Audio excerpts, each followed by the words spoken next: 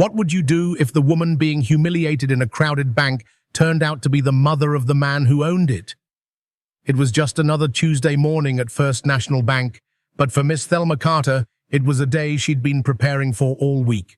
She walked through the glass doors with purpose, not pride, not arrogance, but the quiet confidence of a woman who had lived through too many storms to be shaken by a little drizzle. Her steps echoed off the polished marble floor, drawing faint glances from the early customers waiting in line, most of them staring down at their phones or muttering about interest rates and overdraft fees. She was wearing her best cardigan, navy blue, faded at the cuffs, but still pressed with care. She'd bought it last spring on clearance at Macy's and kept it for days like this days when she wanted to be seen as serious, respectable, someone who belonged. In her hand, she held a business check for $15,000. It was from her son's investment firm, Carter Financial Holdings, a monthly transfer to support the small family-owned bakery she still managed on the east side of town. She was proud of that bakery, proud of the way it survived recessions, gentrification, and 2 break-ins, just as proud as she was of her son, Julian Carter, the youngest black CEO in the regional finance world. Though today, she wasn't here as his mother. She was here as a customer, a long-time customer. 12 years and counting. She walked up to teller window number 3 and smiled gently at the young woman behind the bulletproof glass. "Good morning," Thelma said, sliding the check through the slot. The teller barely looked up. Blonde hair in tight waves, French manicure gleaming, and just enough foundation to hide the scowl brewing beneath it. Her name tag read, Amber Whitfield. Amber's eyes dropped to the check, then back up to Thelma. Her gaze hardened. "You people don't belong in here." The words cut through the air like cold steel. The room didn't go silent, but it felt like it did. Time didn't stop, but it certainly staggered for a moment. "Excuse me," Thelma said calmly, though something tightened deep in her chest. She wasn't new to these moments where prejudice dressed itself up as policy, as protocol, as professionalism. Amber didn't flinch. She didn't apologize. She didn't lower her voice. "I said what I said. We have standards here." Thelma straightened her back, careful not to raise her voice. "Ma'am, this is a legitimate business deposit. From Carter Financial Holdings to Carter Family Enterprises. I've banked here for over a decade." Amber picked up the check with the tips of her fingers, as if it were contaminated. She examined it like a counterfeit 20. "This is a lot of money," she said, half to herself, half to the lobby. "For someone like you." There it was. Someone like you. A phrase soaked in assumption, a phrase that carried centuries of weight. Amber's mind raced. She'd seen this before, she thought. A fake check. A sob story. A sweet-talking customer who played the victim. And the last time she believed one of them, it cost her previous bank $17,000, and it cost her 4 months of unemployment. 4 months of eviction threats, overdue bills, and a daughter who had to wear thrift store sneakers to school. Not again. Not today. "Ma'am, I'm going to need you to explain your relationship to this company," Amber said, her voice rising so the whole room could hear. "This looks suspicious." Behind Thelma, 2 men in suits glanced up from their phones. A young mother with 2 children held her purse a little tighter. Thelma felt 20 pairs of eyes burning holes into her back. "It's my son's firm," she replied. "He sends this each month to help run our family business." Amber let out a cold, sarcastic laugh. "Right, and I'm Beyoncé's cousin." She turned to the teller next to her. "Can you believe this? She wants me to process a $15,000 check from some fancy investment firm. Says it's from her son. Probably printed it at home this morning." The other teller looked uncomfortable but said nothing. Office politics. Amber had been there longer. No one wanted to make waves. Thelma stood still. Inside she was burning. Outside she remained composed. She had learned long ago. Dignity isn't something you wear, it's something you carry. She reached into her purse, pulled out her driver's license, business registration, and a copy of the last 6 months of bank statements. She placed them, one by one, on the counter with surgical precision. Here are all the documents you need. I've done this same deposit countless times. Amber scanned the paperwork like a detective solving a crime. Her eyes narrowed further. This address doesn't match what's in our system. We moved last month, Thelma replied. I submitted the change of address form weeks ago. There's no record of that here, Amber said, her voice triumphant, as if she had just uncovered a plot to bring down the American economy. And frankly, ma'am, this whole thing feels off. Thelma took a breath. I'd like to speak to your manager, please. Amber shook her head. That won't be necessary. Then, without asking, she raised her hand and waved toward the glass-walled office in the back. Charles, we've got a situation out here. The manager. Charles Whitmore, a thin, balding man in an off-the-rack suit, peeked out from behind his cubicle like someone spotting a fire, but unsure if it's worth the extinguisher. He didn't like drama. He didn't like risk. And most of all, he didn't like anything that might get back to corporate. What seems to be the problem here, he asked, walking over with a practiced smile. Amber leaned in, loud enough for the whole bank to hear. She's trying to deposit a fake $15,000 check from some company she claims belongs to her son. Charles hesitated. It wasn't the first time something like this happened, and last week, corporate sent out a memo. Be vigilant. Demographic manipulation is real. Don't get emotional. Don't be soft. He looked at Thelma's modest clothing, weathered hands, a quiet defiance in her eyes, and decided, let's be prudent, he said. Standard protocol, nothing personal. But it was personal. It had always been personal. And in just a few minutes, the quiet lobby of First National Bank would become the center of a storm they never saw coming. The moment Amber Whitfield raised her voice and accused Miss Thelma Carter of fraud, the air in the bank lobby shifted. It wasn't just tension, it was something colder, sharper.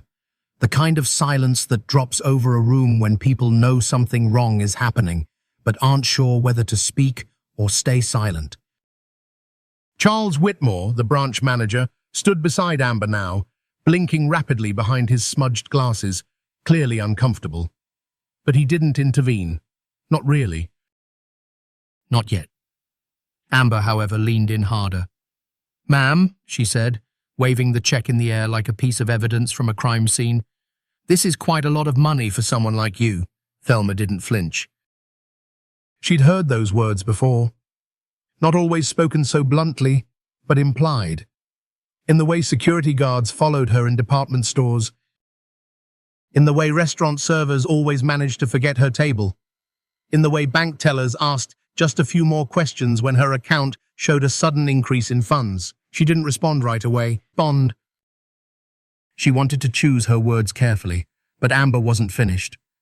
You walk in here with a fancy check from a company we've never dealt with, acting like you're some kind of executive, Amber said, her voice rising. Do you think I haven't seen this scam before? Thelma felt her throat tighten, not from fear, but from the heat of humiliation. Her hands rested firmly on the counter, her knuckles white. Behind her, the eyes of strangers bored into her back like 1,000 tiny needles. She could feel the weight of their judgment, some curious, some uncomfortable, some already deciding she must be guilty. The large screen above the lobby flashed generic corporate messages, mortgage rates, savings incentives, testimonials from smiling customers, but no message there could undo what was unfolding below. Amber's internal voice was running just as fast.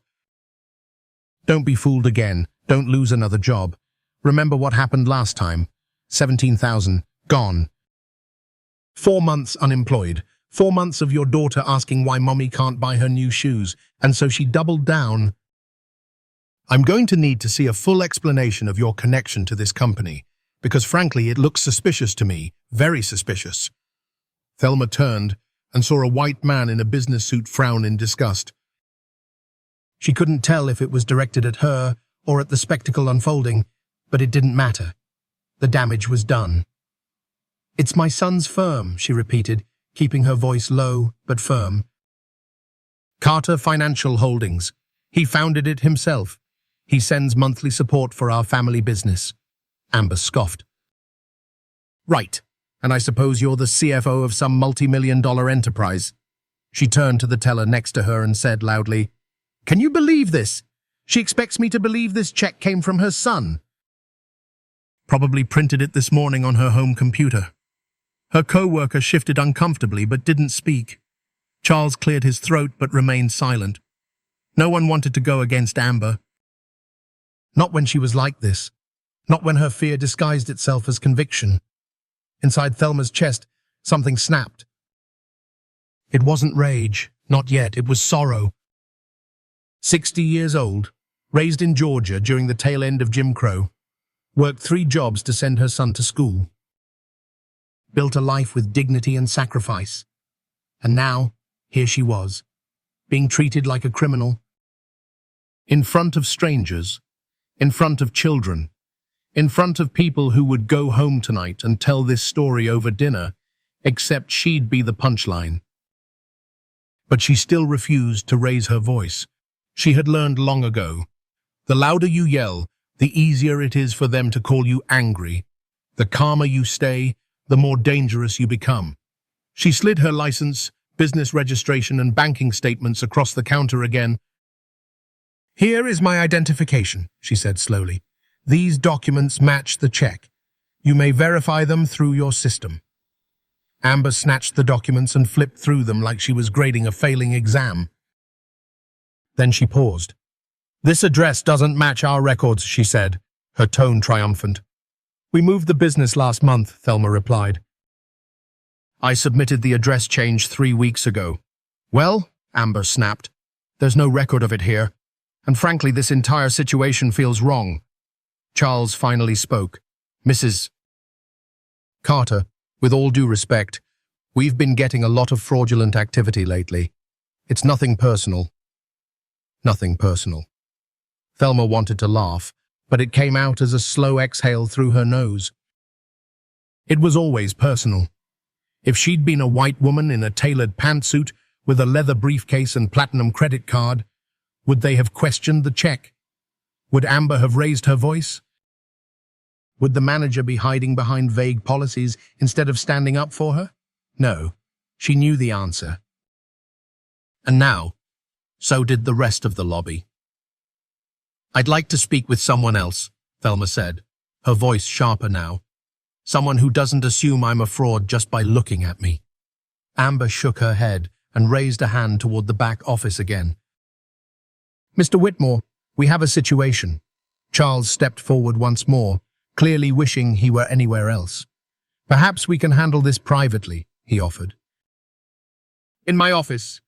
"No," Thelma said clearly, her voice carrying across the room like a sudden gust of wind. "If this is how you treat loyal customers, then let everyone here witness it. Let them see exactly what kind of bank this is." The murmur in the room grew louder.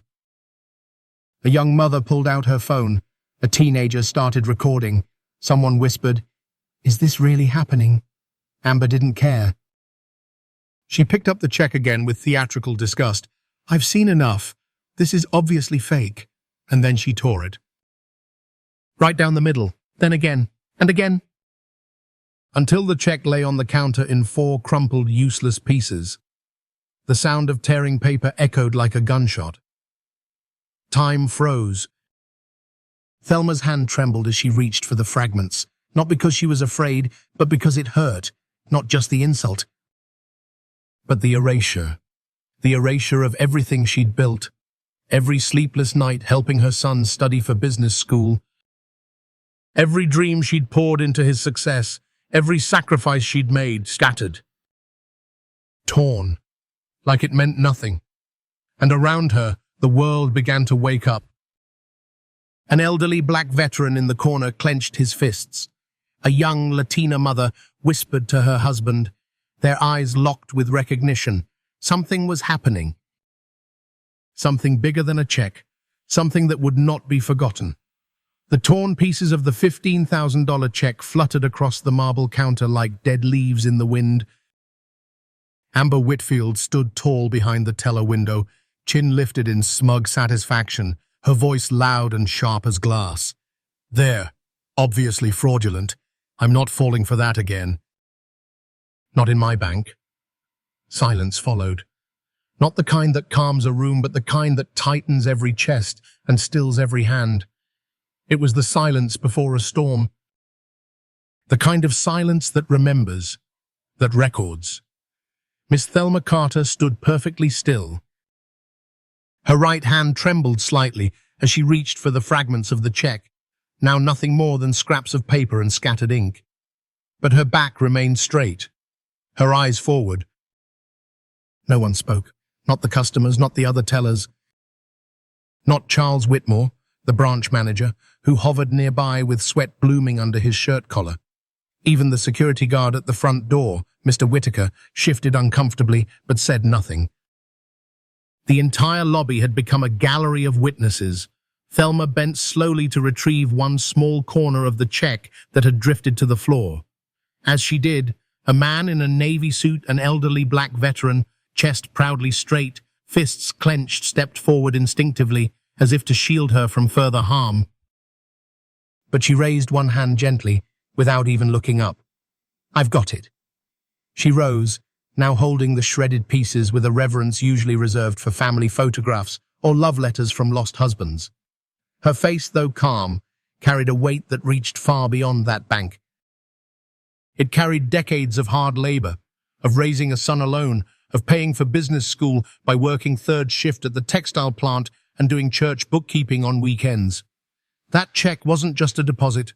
It was everything she had poured into her son's success. And Amber had torn it like it was trash. Amber, still high on adrenaline and misguided pride, spoke again, this time louder, hungrier for control. "You people need to understand," she snapped, sweeping her arm dramatically, "that we have procedures here. Standards. This isn't some corner bank where you can waltz in with a homemade check and expect us to cash it. We're not a charity."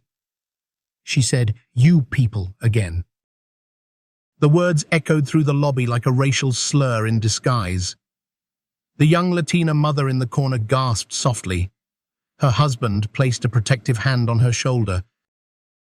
Behind them, a teenage boy had his phone out, still recording. His hands weren't shaking. Miss Thelma Carter didn't flinch. But her hands curled ever so slightly around the pieces of the check. She thought of Julie and her son sitting somewhere in his office high above Manhattan. She thought of how many times they'd practiced courage together at that kitchen table.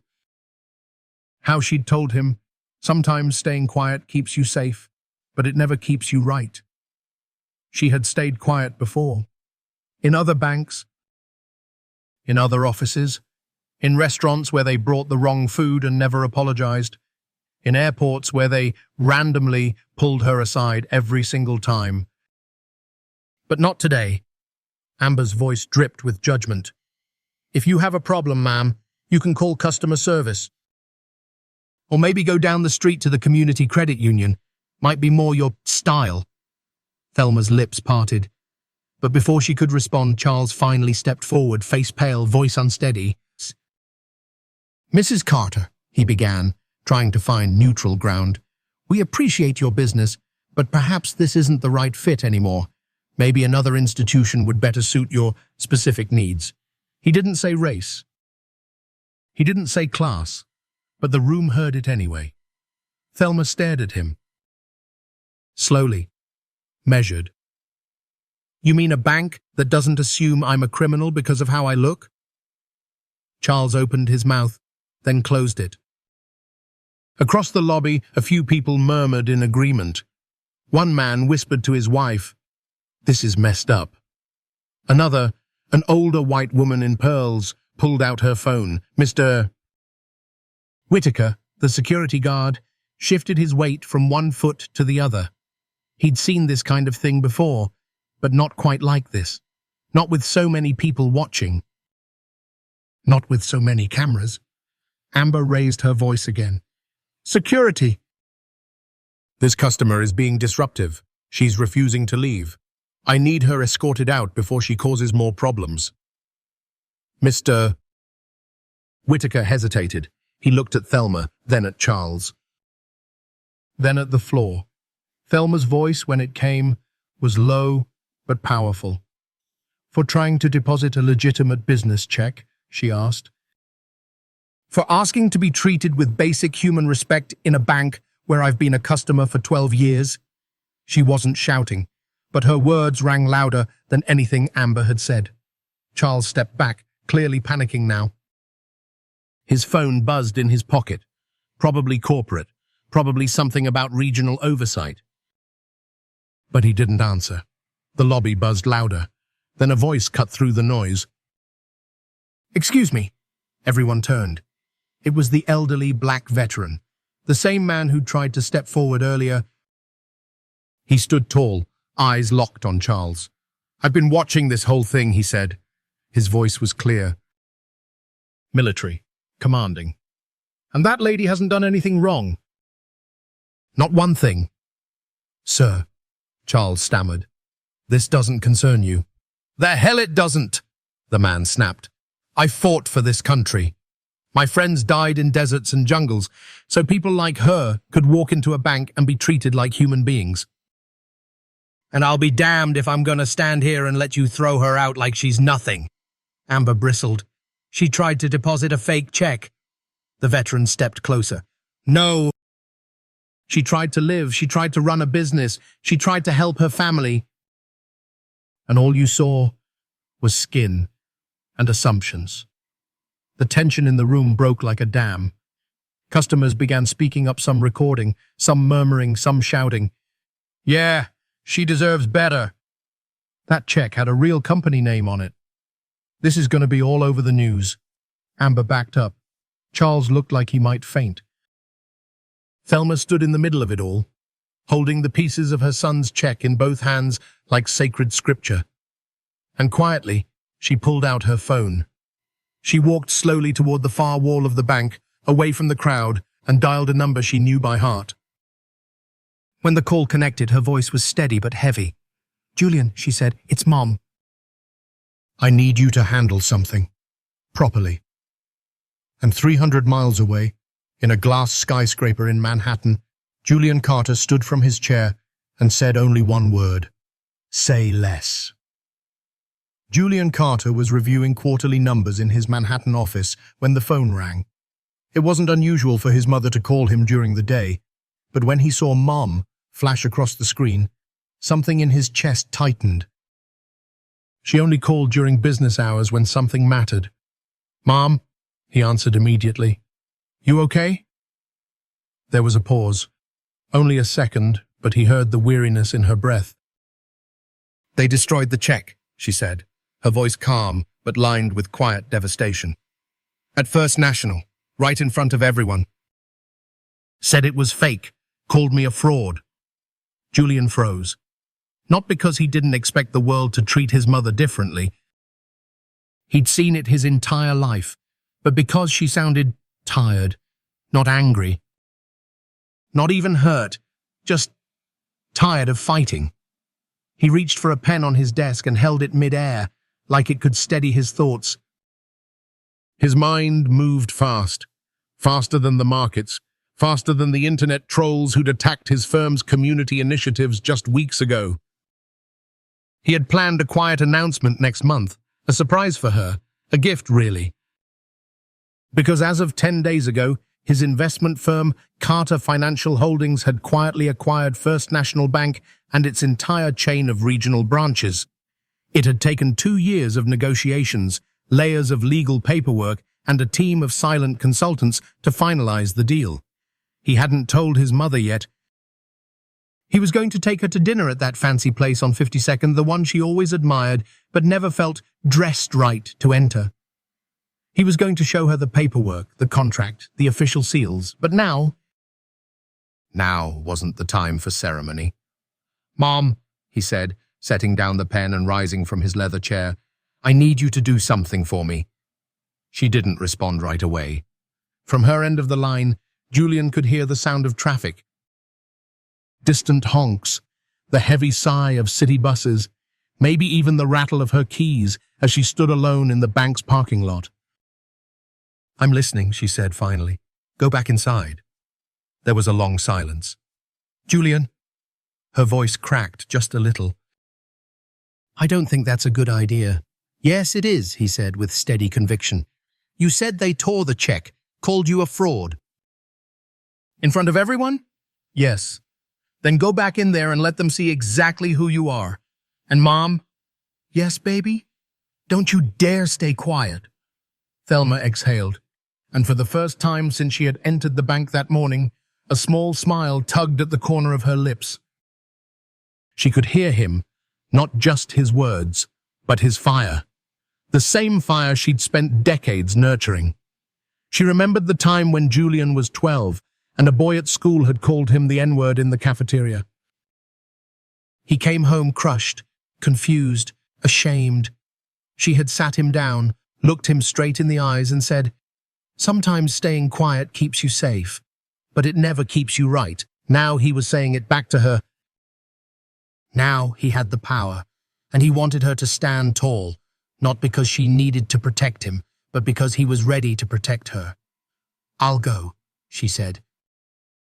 "Good," Julian replied. "And Mom?" "Yes?" "Watch the lobby screen when you get inside." Inside the bank, the mood had shifted.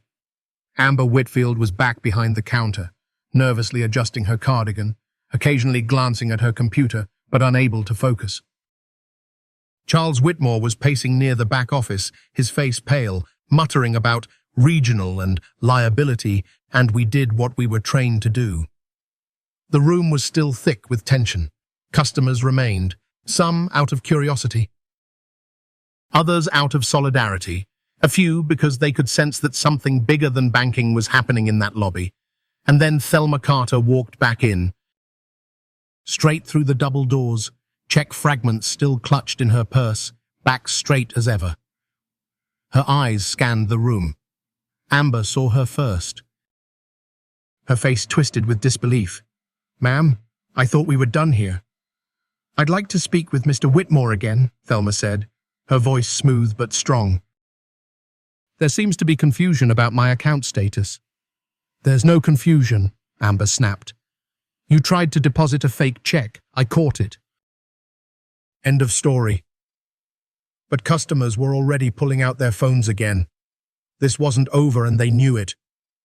Charles rushed over, sweating through his shirt. "Mrs. Carter, perhaps it would be best if you considered banking elsewhere. There are several local institutions that might be more appropriate." Thelma didn't blink. "You mean the ones that don't humiliate their customers because of how they look?"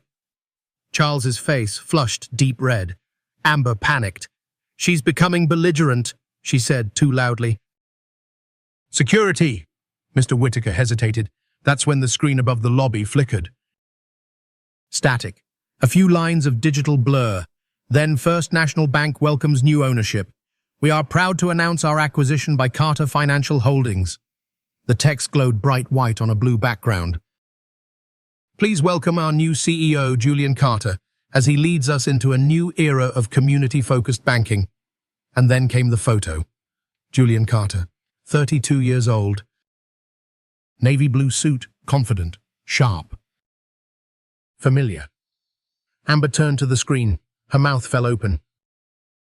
Her eyes darted from the face on the screen to the woman standing in the middle of the lobby. The resemblance was unmistakable. The same sharp eyes, the same strong jawline, the same quiet dignity. Her knees nearly buckled. That can't be," Amber whispered. Thelma stood tall. "Same company you tore up," she said softly. "Same company that owns this bank. Same company run by my son." Phones began to buzz, then ring. Charles's phone lit up with Margaret Green, Regional Director. Amber's computer started blinking with system-wide alerts. Mr. Whitaker's radio crackled. Panic. Real, corporate panic. And at the center of it all, Miss Thelma Carter stood still and proud, a storm in pearls and pressed navy blue, watching as everything around her shifted. She didn't need to shout. She didn't need revenge. She had already won. And the whole world was about to know it. The lobby of First National Bank had never been quieter. All eyes were locked on the screen above the marble floor, where the image of Julian Carter, the newly announced CEO of First National's parent company, Carter Financial Holdings, now filled the 40-inch display. He looked every bit the leader they never saw coming, young, poised, confident, a tailored navy suit, smooth tie knot, eyes steady behind dark-rimmed glasses. And for those paying attention, there was no missing the resemblance. It was the jawline, the cheekbones, the posture, the eyes. The same quiet fire that Miss Thelma Carter had carried with her all morning. Amber Whitfield's face went pale. Her mouth opened, then closed, then opened again. She looked down at her hands, the same hands that had torn Julian Carter's company check into 4 pieces right in front of his mother. "Oh God," she whispered. "That can't be real." The screen didn't flinch. "We welcome Julian Carter as CEO. With this transition, First National Bank will move forward under new leadership committed to equity, community partnership, and ethical reform." The words scrolled slowly across the screen, like judgment handed down from above. Amber stumbled backward a half step. Her fingers gripped the edge of the counter just to keep herself from falling. Miss Thelma Carter, standing tall in the center of the room, took a breath so deep and calm it felt like thunder rumbling before a summer storm. Charles Whitmore's phone began to vibrate violently in his pocket. His name was flashing across multiple regional lines. Then the main desk phone started ringing. Then Amber's cell. And just like that, the air filled with sound again. Not conversation, but panic. Corporate panic. The kind that smells like lawsuits and termination letters. Still holding the fragments of the check in her handbag, Thelma calmly pulled out her phone and dialed. Julian picked up on the first ring. She didn't say anything. She didn't have to. The roaring commotion in the lobby spoke for itself. Phones buzzing, customers murmuring, employees frozen mid-motion. She held the phone toward the room so her son could hear it all. Then she said softly, "Honey, I think your surprise announcement just went live." 300 miles away, in a skyscraper office above the New York skyline, Julian Carter leaned back in his chair and laughed. It was a laugh soaked in justice, in love, in a decade of memories spent watching his mother push through every invisible wall they ever told her she couldn't pass. He knew exactly what to do next. Meanwhile, back at the branch, the crowd was shifting. The elderly black veteran began clapping slow and deliberate. Each clap cracked through the air like a gavel striking hardwood. Then the young Latino father joined in. Then a woman in pearls. Then a teenage boy with a phone still recording, until the entire bank lobby once, a place of whispers and shame, exploded in applause, not wild. Not chaotic, but steady, purposeful. Applause for dignity, for justice, for a mother who refused to stay quiet. Amber dropped into her chair, hands covering her face. Tears streamed down her cheeks. The collapse had begun, not just of her job, but of her carefully constructed idea of who belongs and who doesn't. Mark Stephen, still frozen beside her, fumbled with his phone. He answered a call with trembling fingers. "Hello?" "Yes, ma'am. I'm looking at the screen right now." On the other end, Margaret Green, regional director, spoke with a deadly kind of calm. "Mark, please tell me you didn't just humiliate the new CEO's mother in front of a lobby full of witnesses." He tried to respond, but nothing coherent came out. Customers were filming from every angle now. Some live streaming, some whispering play-by-play to friends and family. One woman muttered, "This is going viral before lunch." Thelma stood rooted in place, a storm of strength in her modest navy cardigan. No words, no rage, just presence. It was enough, and still Julian wasn't finished. 20 minutes later, the glass doors at the front of the bank swung open, and Julian Carter walked in. He didn't storm, he didn't pose. He entered like a man who knew exactly where every crack in the foundation was and exactly how to rebuild it. Tall, calm, controlled, like he'd been rehearsing this moment since he was a boy, watching his mother get passed over at stores, at banks, at restaurants. And now, finally, it was his name on the front of the building. Amber's eyes widened in horror. Charles took a step forward, extending a shaky hand. "Mr. Carter, sir, we weren't expecting." Julian walked past him, straight to his mother. He embraced her gently, forehead resting against hers. "Are you all right?" he whispered. "I'm fine, baby," she replied, barely holding the emotion in her throat. "But we need to talk about your staff training." He smiled through tight lips. Then he turned, to the cameras, to the customers, to the employees who had watched this unfold and said nothing. "Ladies and gentlemen," he began, his voice strong and clear, "I apologize for the disruption to your banking experience today. My name is Julian Carter, and as of this morning, I am the Chief Executive Officer of this institution and its parent company, Carter Financial Holdings." Silence fell again, but this time it was the silence of respect. He continued, "Today, a loyal customer, who also happens to be my mother, was treated with suspicion, contempt, and open disrespect by employees under my leadership. Let me be very clear, that ends today." His words didn't shout. They carried, every syllable pressed into the air like ink into parchment, and no one in that lobby, not the managers, not the tellers, not the customers, would ever forget what came next. The lobby of First National Bank was still, holding its breath. Julian Carter, now fully recognized as the CEO, stood beside his mother. His presence radiated calm power, not just from his title, but from something older, deeper. A lifetime of watching the strongest person he knew be treated as invisible. He turned toward the teller window where Amber Whitfield now sat, hands folded tightly in her lap, her eyes red from crying. She had stopped trying to defend herself the moment she saw his face on that screen. But Julian wasn't interested in vengeance. He was interested in something else, accountability and clarity. He took a step forward. "Mrs. Whitfield," he said evenly, his voice smooth as silk but impossible to ignore. "Do you have children?" Amber blinked, startled. Her lips trembled. "Yes," she whispered. "A daughter?" Julian nodded once. "And if someone tore up your paycheck in front of a crowd, called you a fraud in front of your child, made you feel like you didn't belong in the very institution you'd been loyal to for over a decade, how would that make you feel?" Amber's voice cracked.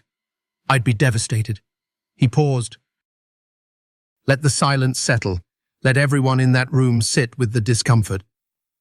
"My mother didn't walk in here asking for special treatment," Julian continued. "She brought proper ID. She submitted business documentation. She's deposited checks from my firm dozens of times before." He looked around the room. "She was treated like a criminal. Because of what? Her skin? Her clothes? Her age?" Amber opened her mouth to speak, but no sound came out. Behind Julian, Charles Whitmore, the branch manager, fidgeted. His phone had stopped buzzing, but he knew what was waiting on the other end. Corporate apologies, PR disasters, legal consultations. It was already out of his hands. Julian turned back to Amber. "I'm not here to destroy your life," he said softly. "That's not who I am. That's not who my mother raised me to be." He glanced at Thelma, who nodded gently, pride and sadness mixing behind her eyes. "But I am here to make sure this never happens again." He pulled out his phone, tapped into the internal system, and opened the security footage from earlier that morning. Within seconds, the video played on the manager's desktop in the back office, surrounded now by employees, silent and pale. Amber watched herself on screen, her voice raised, her face twisted in judgment, her hands tearing the check into pieces. Then she heard Thelma's calm voice again, clear and steady. "I'd like to speak with someone else." Someone who doesn't assume I'm a fraud just by looking at me. Amber's eyes welled up. Julian stopped the video. He turned back to face his mother. "Mom," he asked quietly, "if you were me, if you had the power to change this, right now, what would you do?" Thelma didn't answer immediately. She looked at Amber, looked at Charles, then looked at the other customers still watching, still filming, still learning. Finally, she said, "I didn't raise you to be cruel. But I didn't raise you to let cruelty go unchecked either. The right thing isn't always the easy thing." Julian nodded slowly, and then he acted. He walked back to the front of the room, looked at every staff member present, and said, "Effective immediately, this location will undergo full retraining in anti-bias procedures. Mrs. Whitfield will be placed on administrative leave. Mr. Whitmore will be evaluated for leadership accountability, and a formal apology will be issued to my mother and to every customer who watched this unfold." He paused, then added, "Consequences matter, but so do second chances if they're earned." Amber covered her mouth and sobbed, not in anger, not in protest, but in relief that she hadn't been thrown away, that even in the face of her greatest mistake, someone still saw the human behind it. Julian walked back to his mother, took her hand and said quietly, "Let's go home." And for the first time that day, Thelma smiled. Because justice had arrived, not with fury, but with dignity. The next morning, the banking world woke up to a new reality. Headlines flooded the internet. Bank CEO confronts racism in his own lobby. CEO's mother humiliated. His response is reshaping the industry. But behind the headlines, something much bigger was happening. In his corner office overlooking Manhattan, Julian Carter wasn't celebrating. He wasn't basking in viral fame or crafting a slick press release. He was working because what happened to his mother wasn't just a public relations crisis. It was a mirror held up to an industry that had long buried its biases beneath policies and paperwork. He opened his laptop and began drafting new protocols. Not just punishment, but transformation. First, he made the hard decisions. Amber Whitfield was officially terminated from her teller position. But after completing comprehensive bias and empathy training, she was offered a role in customer advocacy. Not as a reward, but as a path to redemption. She had caused harm, but she also showed remorse. And Julian believed in accountability and the human capacity to grow. Next, he turned to Charles Whitmore. The branch manager had stood by and let injustice unfold under his watch. He hadn't shouted, but his silence had been loud enough. Charles was demoted, moved into a lower administrative role. He'd keep his job, but only after completing leadership retraining and internal evaluations. "Maybe now," Julian told him in a private call, "you'll understand the cost of not speaking up." Charles didn't argue. He knew he was lucky to still have a desk. Then Julian went bigger. He called a full board meeting and introduced sweeping changes across all Carter financial branches. Mandatory anti-bias training for every employee, from teller to executive. Anonymous complaint channels for customers who felt mistreated. Financial wellness support for employees facing economic stress, so fear wouldn't fuel bad decisions. And most radically, a community advisory panel made up of real customers from diverse backgrounds to give feedback on bank policy and behavior. "This isn't just about one teller," Julian told the board. "It's about a system that made her feel like prejudice was procedure." The room was silent. Then came applause. In the following weeks, the bank's transformation became a national case study. Colleges taught it, news anchors praised it, but more importantly, customers felt it. Tellers greeted them differently. Managers listened longer. Complaints were no longer buried. And families who once felt invisible finally saw themselves reflected in how they were treated. Julian didn't stop there. He funded a scholarship for Amber's daughter, not because he forgave everything, but because children shouldn't bear the burden of their parents' mistakes. And he created a professional development track for former frontline employees who wanted to grow into leadership, starting with those who knew firsthand what it felt like to be underestimated. One morning, weeks after the incident, Miss Thelma Carter walked into the same bank lobby again. Not to deposit a check, not to fight for respect. She came to see the change for herself. Amber, now a customer liaison, met her at the door. Tears welled up again, but this time they weren't from fear, they were from gratitude. "I'm still learning," Amber said, "but I won't waste this chance." Thelma smiled gently. "Then make sure," she said, "that the next woman who walks through those doors doesn't have to fight the way I did." Within 48 hours, the footage from First National Bank had been viewed over 12 million times. The video was raw, unedited, a dignified black woman standing firm, a young teller tearing up her check. The moment the screen announced her son as the new CEO, and the standing ovation that followed, it spread like wildfire across social media, news channels, morning shows. "This is not just a banking issue," one anchor declared. "It's about who gets believed and who gets dismissed even when they do everything right." Talk shows dissected it. Civil rights leaders praised it. Business journals analyzed Julian Carter's leadership as a case study in modern ethical crisis response. But Julian himself, he wasn't talking to the press, he was talking to his people. He hosted a live stream town hall with every Carter Financial employee nationwide. Tellers, loan officers, cleaning staff, managers. No corporate spin, no buzzwords. Just Julian, in a simple shirt, looking into the camera. "My mother walked into one of our banks," he said, "and she was treated like a threat. Like a scammer. Like she didn't belong." He paused. "And if it happened to her, someone who taught me everything I know about dignity, then it's happening to others. Every day. And we just don't see it." The screen filled with messages from employees. "We're listening. I've seen this too. Thank you for naming it." The next day, he went further. He launched a company-wide initiative called the Dignity Project. Its mission?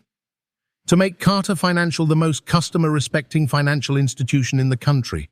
To track every bias-related complaint and resolve it with transparency and care.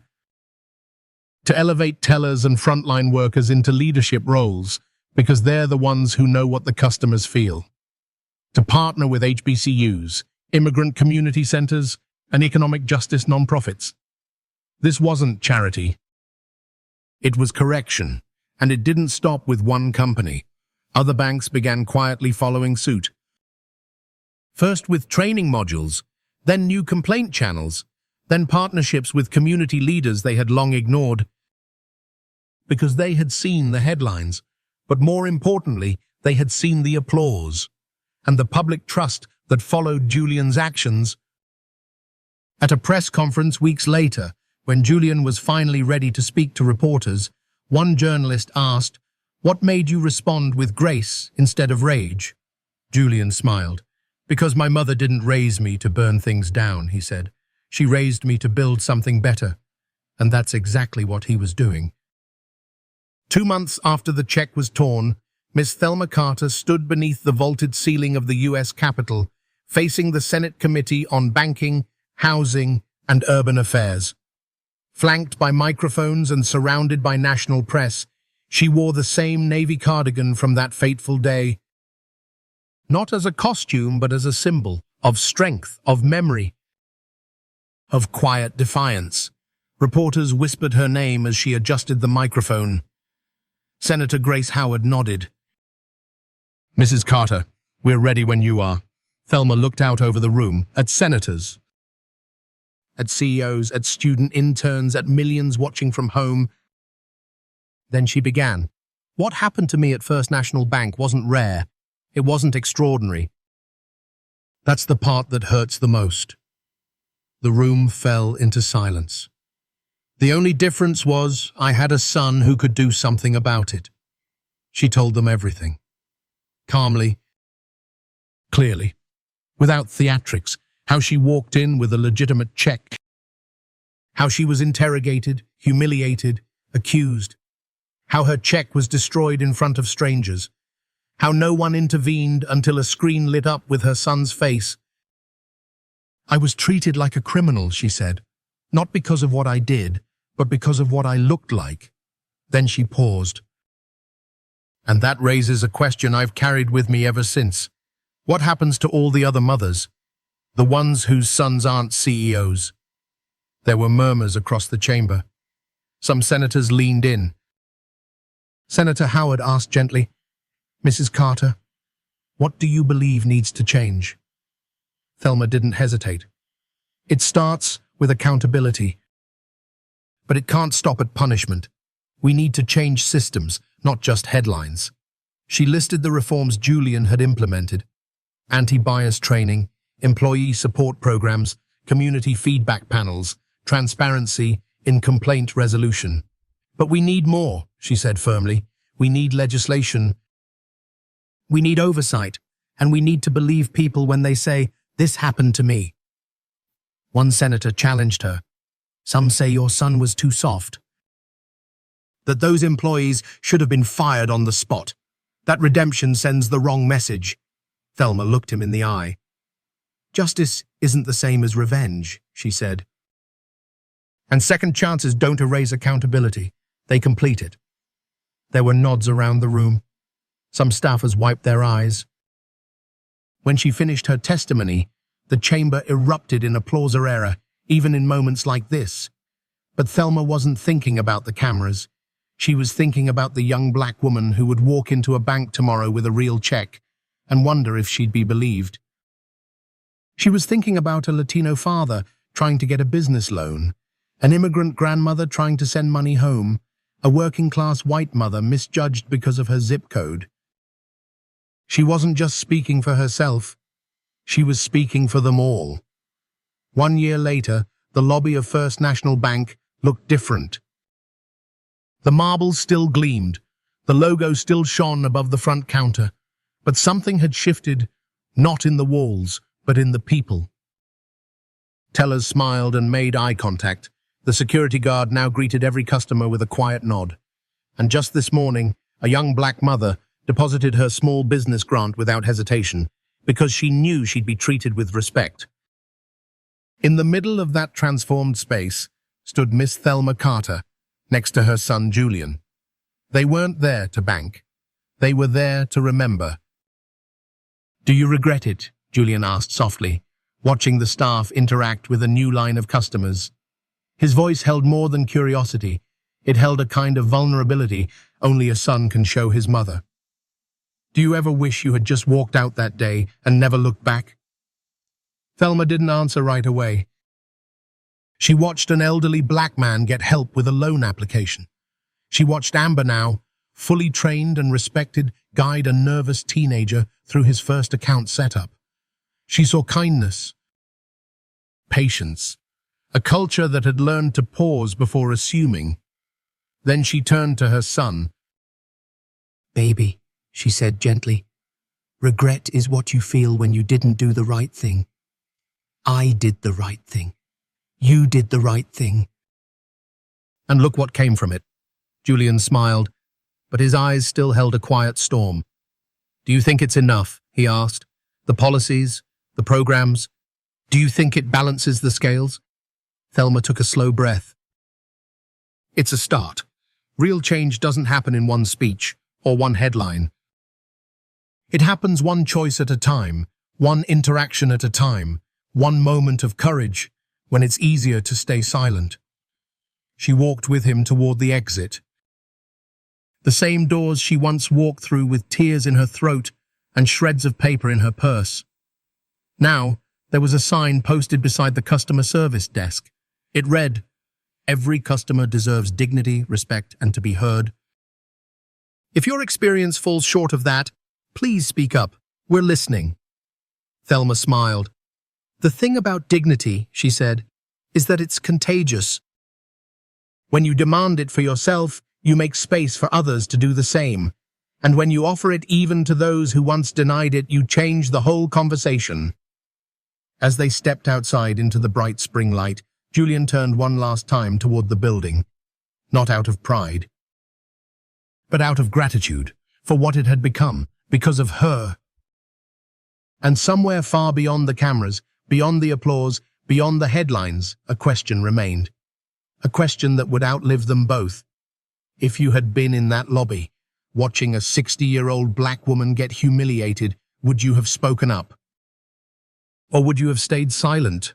And if you were Amber, afraid, overwhelmed, reacting from fear, not hate, would you hope for punishment, or for a second chance to become something better? Because in the end, justice isn't something that happens to us. It's something we choose, one moment at a time. One voice at a time. One act of courage that says, dignity is not negotiable, and silence is not safety. Life lesson. Dignity is a daily choice. In a world where people are often judged by how they look rather than who they are, Miss Thelma Carter's story reminds us that dignity isn't something granted, it's something we carry, even when others try to take it from us. When she was humiliated in a place she trusted, she didn't shout. She stood tall. And when her son, Julian Carter, used his power not to destroy, but to restore and reform, he showed the true measure of leadership, compassion guided by justice. For older Americans who've lived through decades of change, this story affirms a timeless truth: every moment is a chance to stand up for what's right. Whether we're the one being mistreated or the one witnessing injustice, our silence or our voice can shape the world around us. The lesson is clear. Speak with kindness, act with courage, and remember, respect isn't just policy, it's personal. And when we choose dignity for ourselves and offer it to others, we pass on something far more powerful than wealth or status. We pass on character. Because in the end, it's not what you have in the bank that defines you. It's how you treat people when no one's watching.